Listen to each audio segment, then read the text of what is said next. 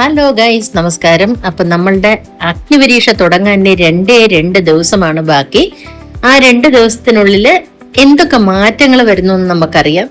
ഇപ്പൊ കുറേ അധികം പ്രമോ വന്നിട്ടുണ്ട്. ഭയങ്കരമായ ഹൈപ്പാണ് അഗ്നിപരീക്ഷയ്ക്കും ബിഗ് ബോസിനും ഈ പ്രാവശ്യം കൊടുത്തിരിക്കുന്നത്. ഒരുപക്ഷെ ഈ 40 കോമണേഴ്സ് വരുന്നു എന്ന് തന്നെയാവാം അതിന്റെ ഹൈലൈറ്റ്.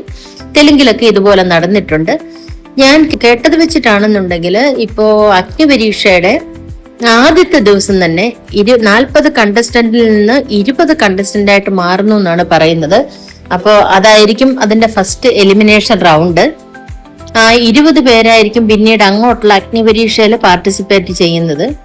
എന്തായാലും ഈ പ്രാവശ്യമുള്ള അഗ്നിപരീക്ഷയ്ക്കും ബിഗ് ബോസിനും ഭയങ്കരമായ ഹൈപ്പ് കൊടുത്തിരിക്കുന്നുണ്ട്. ഒരുപാട് പ്രമോ വന്നിട്ടുണ്ട്. ഈ പ്രമോ നമ്മളുടെ ബഹുമാന്യനായ ശ്രീ മമ്മൂട്ടി വരെ ഇതിനകത്ത് പ്രമോയിൽ വന്നിട്ടുണ്ട്. എനിക്ക് തോന്നുന്നു അത് ഞാൻ ഒരു പ്രാവശ്യം കണ്ടുള്ളൂ, പിന്നെ ഡിലീറ്റ് ചെയ്തെന്ന് തോന്നുന്നു. അതുപോലെ തന്നെ ഈ 2 ദിവസം കൊണ്ടുവന്ന പ്രമോയിൽ ചിലതും ഡിലീറ്റ് ആയിരിക്കുന്നുണ്ട്. അതിന്റെ കാരണം എനിക്ക് തോന്നുന്നത് ഒരുപക്ഷെ ജഡ്ജസിനെ മാറ്റിയിട്ടുണ്ടാവാം. കാരണം ഈ ഒരു പ്രമോയെ കുറിച്ച്, ഈ ഒരു അഗ്നിപരീക്ഷയുടെ പ്രമോ പറയുന്ന സമയത്ത് ഒന്ന് പ്രത്യേകിച്ച് ഒരാള്, അതാരാണെന്ന് ഞാൻ പറയുന്നില്ല, കാരണം അദ്ദേഹത്തിന്റെ ഫാൻ ഉണ്ടെങ്കിൽ എന്നെ എടുത്തിട്ട് പൊങ്കാലയിടും, അത് വേണ്ടല്ലോ.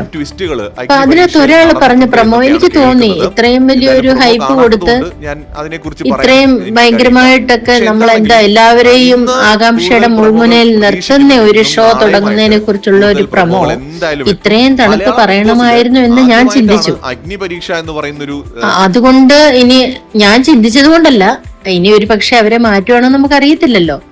എന്തായാലും പുതിയ ആൾക്കാർ വരാനാണോ അവര് തന്നെ തുടരാനാണോ, എന്തായാലും എന്തൊക്കെയോ അണിയറ പ്രവർത്തനങ്ങൾ നടക്കുന്നുണ്ട്. നിങ്ങൾക്ക് എന്റെ വീഡിയോ ഇഷ്ടമാകുന്നുണ്ടെങ്കിൽ ലൈക്ക് ചെയ്യാനും ഷെയർ ചെയ്യാനും കമന്റ് ചെയ്യാനും മറക്കരുത്.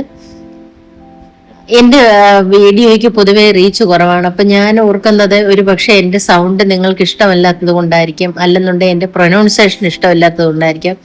അതുമല്ലെങ്കിൽ എന്താ പറയണ്ടേ, എന്റെ ചാനലേ നിങ്ങൾക്ക് ഇഷ്ടമല്ലാത്തതുകൊണ്ടാകും. അതുകൊണ്ട് അങ്ങനെ ആരും പോകരുത്.